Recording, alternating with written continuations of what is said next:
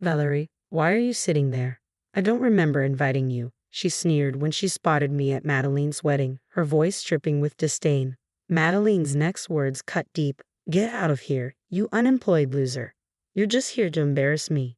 Her cruelty shattered any lingering goodwill I had harbored for her.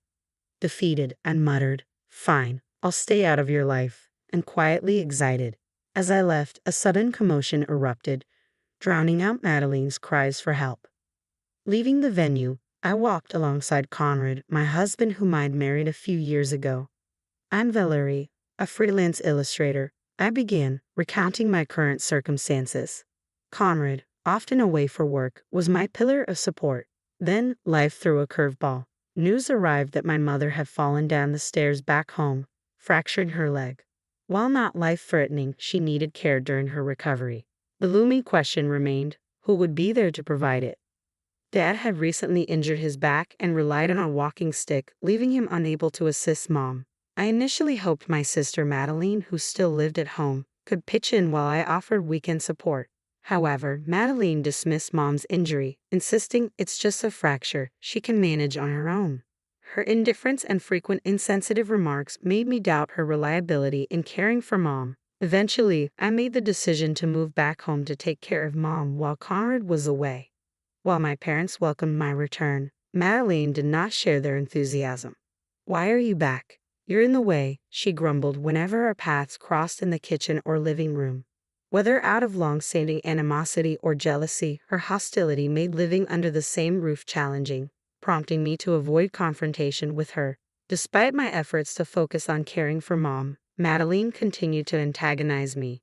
I took on Mom's household responsibilities, enduring Madeline's criticisms of my cooking and even finding laundry strewn in my room on occasion. Though her actions were immature, I chose not to engage. 2 weeks after my return, a knock interrupted my thoughts, prompting me to open the door, curious about Madeline's sudden visit. Are you ever going to work? All you do is stay home, aside from shopping or going to the hospital. You're not even working, are you? She accused. I tried to explain that I work as a freelance illustrator for my laptop, but she didn't understand. So you sit there drawing pictures on your laptop and expect that to count as a job? That's no different from being unemployed and holed up at home. Having someone like you in the house is the worst, she retorted angrily before storming off to her room, her footsteps echoing her frustration. A few days later, Madeline announced, I want you to meet someone. Wait in the living room. We followed her instructions, and soon she returned with a tall, slender man whose hopeful expression seemed highlighted by the mole under his left eye. Nice to meet you all. I'm Rodney, Madeline's fiancé. Thank you for having me here today. He greeted us warmly, extending his hand for a handshake. Surprised by the unexpected visitor, my parents and I exchanged greetings with him, unsure of what to make of this introduction. Nice to meet you, we greeted Rodney, taken aback by the revelation that Madeline had a fiancé, a surprise to both us and our parents. As they began sharing their story, we exchanged puzzled glances. I met Rodney at work. He's incredibly sincere, capable, and wonderful, Madeline gushed with admiration. Don't flatter me too much, Rodney chuckled, clearly enjoying the attention. They laughed and reminisced about their first meeting, what drew them to each other, and their future plans together. Rodney spoke fondly of Madeline's outgoing personality, which struck me as odd since the Madeline I knew was often rebellious, self-centered, and lacked empathy. It was hard to reconcile this description with the sister I grew up with. I really want to marry him. Please give us your blessing, Madeline implored our parents, her eyes earnest. From my perspective, Rodney seemed too good for Madeline, and I had no objections to their union. Surprisingly, my parents shared the sentiment. Though caught off guard by the news, they smiled warmly and offered their blessings for the marriage. After Rodney left, while tidying up the tea and snacks, Madeline confronted me. Jealous, aren't you, Valerie? Jealous of what? I'm marrying a wonderful, good-looking, high-earning man, something you could never pull off, she taunted with a smug smile. I met her gaze calmly. I'm not jealous. I'm genuinely happy you found someone so wonderful, I replied evenly. Her smile faltered, clearly not expecting such a response. She sighed dramatically, her tone dripping with condescension. The snacks you served Rodney were so cheap. Couldn't you have prepared something more upscale? But I guess being unemployed, you can't afford it. If I had known you were bringing your fiancé, I would have arranged something appropriate. You really should have picked up on my happy vibe lately. I hate how you can't read a room. As I looked at Madeline, I couldn't help but wonder how sustainable her marriage would be. That night, I felt concerned for Rodney. I reached out to Conrad, as I often did when feeling lonely. His voice on the other end of the line was a comforting routine, helping me through the emotional weight of the situation. I told him about Madeline bringing her fiancé. Wow, Madeline has a fiancé. That's great news. Yes, his name is Rodney Bland. He seems too good for her. As soon as I mentioned that, Conrad's demeanor shifted. Wait, did you say Rodney Bland? Yes, why? What's wrong? Conrad's voice turned grave as he accurately described Rodney's appearance, mannerisms, and the distinctive mole under his left eye.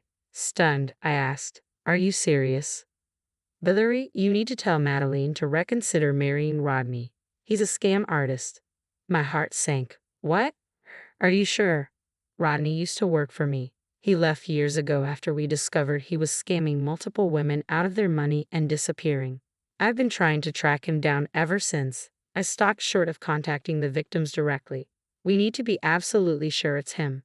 Get a photo of Rodney from Madeline, and let's verify. Okay, I agreed, feeling a mix of disbelief and urgency. The next day, I approached Madeline under the guise of wanting a photo of Rodney to draw a caricature for their welcome board. She grumbled but reluctantly handed over the photo. When Conrad saw it, his expression hardened. That's definitely him, Rodney the scam artist. You need to convince her to reconsider before she loses any money, Conrad urged. I was planning to do that anyway. Despite our differences, I want Madeline to be happy, I affirmed, feeling the weight of responsibility as her older sister. I wasted no time in confronting Madeline with the truth about Rodney. She scoffed in disbelief. You're just jealous and trying to ruin my fiancé's reputation. I'm not. Conrad told me everything.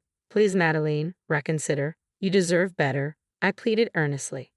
I persisted in my efforts to persuade her daily, but each attempt only fueled her anger. She refused to listen, and her animosity towards me grew. I even enlisted our parents to reason with her, but when Madeline realized it was at my behest, her hostility intensified. She began to harass me openly, bursting into my room to berate me for being unemployed or banging on my door to disrupt my work. Despite neighbors' complaints, their hostility towards me persisted unchecked. I had reached the end of my patience and goodwill as her sister. While some might argue, she's your only sister, you should keep trying. There's a limit to what I can do for someone who refuses to listen and continually harasses me. I resigned myself to seeking advice from Conrad and my parents on how to proceed. On the day of the wedding, I arrived with a modest wedding gift and entered the opulent venue. The setting was grand, the food lavish, and Madeline's friends and relatives were already immersed in the celebration. As I observed the sumptuous spread being served, I noticed something unsettling. No drinks had been offered to me while my parents were enjoying a full-course meal nearby. When I queried the staff, they promised to check on it and disappeared. Moments later, Madeline, resplendent in a pristine white wedding gown, approached me, the click of her heels echoing in the grand hall. Valerie, why are you sitting there? I don't recall inviting you, she remarked coldly. Not just myself, but also my parents, the guests, and even the staff turned towards Madeline in astonishment. The lively venue, alive with chatter just moments ago, fell into an eerie silence, punctuated by hushed murmurs. Despite being the focal point of this negative attention, Madeline regarded me with a smug expression. You have the nerve to show up here after insulting my fiancé? Unbelievable. Oh, but I guess being unemployed means you don't understand basic manners, she sneered. My parents, standing beside me, intervened. Madeline, stop this. It's your wedding day. Ignoring their pleas, Madeline persisted. How can I enjoy my wedding if people know my sister is unemployed? Just leave, you're embarrassing me. With a heavy sigh, I rose from my seat. After sharing a concerned glance with my parents, I met Madeline's gaze squarely. I came here to celebrate your wedding as your sister, but clearly you don't want that, I said, feeling the weight of her words. It's a shame. Who wouldn't want to be supported by someone who's unemployed like me? Fine then. I'm leaving. One more thing. Are you absolutely sure you won't regret this if I walk out that door? Because if I do, it might be the end of our sisterhood. Perfect, she responded, cutting me off. Just go. It's better this way. Any remaining affection and health for her vanished in that moment. Fine, I told Madeline firmly. Consider us done. Don't contact me again. As I walked away, I could hear Madeline arguing with her parents behind me, but it was no longer my concern. Pulling out my phone, I dialed Conrad's number. You can come in now, I said quietly. There's no need to wait any longer. Understood, Conrad replied, his voice steady as he relayed the message. Moments later, a group of women who had been waiting outside rushed into the venue. Get him, Rodney. Don't let him get away. Outside, the echoes of angry shouts and gasps from the surprised guests reached me. Moments later, the door burst open, and Rodney, the groom, dashed out, his face drenched in sweat. He attempted to flee, but Conrad, strategically positioned nearby, swiftly apprehended him. Got you, Rodney. You're not going anywhere, Conrad declared firmly. Conrad, what the hell? Madeline's furious voice cut through the commotion as she and a group of women hurried over to confront the bewildered Rodney. Are you trying to ruin our wedding? Get away from me, Conrad. Madeline lashed out, lunging at him, but I intervened, grabbing her arm to restrain her. Startled at first, Madeline's expression quickly twisted into rage as she turned on me, seizing my collar. This is your doing, isn't it? You're despicable. How many times did I warn you to stay out of my business, especially about Rodney? As I spoke, I turned towards Rodney and gestured towards the group of women surrounding him. Rodney here has been dating these women and scamming them out of their money. They're planning to take legal action against him. What? Are you kidding me? This isn't a joke, Madeline, I said sternly, looking at Rodney, who avoided eye contact, clearly uneasy. Madeline, stunned, muttered, Rodney, you can't be serious. Rodney, visibly shaken, looked down and attempted a smile as he addressed the women around him. Why bother with lawsuits?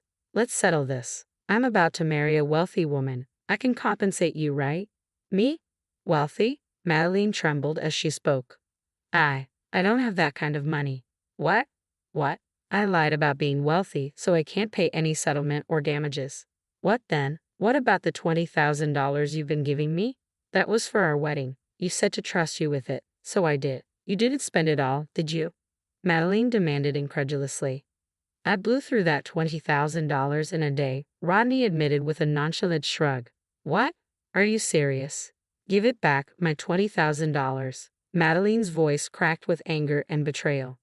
The exchange left everyone present dumbfounded. Rodney, exposed as a scammer who exploited women for money, and Madeline, revealed to have deceived about her wealth to secure their marriage. It was a surreal match indeed. The guests who had gathered due to the commotion reacted with whispers and wide-eyed disbelief. After a heated argument with Rodney, Madeline noticed the attention and erupted in frustration. What are you all staring at? Get out. The wedding is over. Just leave your gifts and go, she commanded, motioning for the staff to escort the guests out. Then, in a sudden change of direction, she rushed over to me. Valerie, you were right. If only I had listened to you, none of this would have happened. I'm sorry. Please help me, Madeline pleaded, her tone more desperate than sincere. But her words rang hollow, and Conrad, standing beside me, silently shook his head. I nodded in agreement, pulling away from her touch. I told you, we're done. We're strangers now. I won't help you, I asserted firmly. What? How can you say that, Valerie?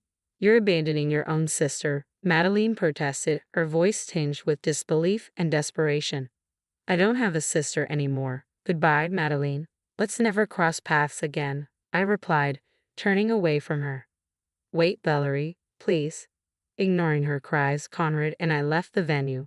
Later, through my parents, I learned about Madeline and Rodney's fate. Madeline was disowned and expelled from the family home, forced to move in with Rodney due to their legal marriage. Rodney faced lawsuits from the women he had deceived, leading him to take out loans to settle the debts. The strain of financial ruin ultimately shattered their marriage, ending in divorce. Now both destitute, their once promising union had crumbled. About 6 months after Madeline's ill-fated wedding, my mother's fracture healed, and life resumed its usual pace. My temporary assignment concluded, and I returned home, visiting my parents periodically. A year later, Conrad and I welcomed our first child, blessed with the support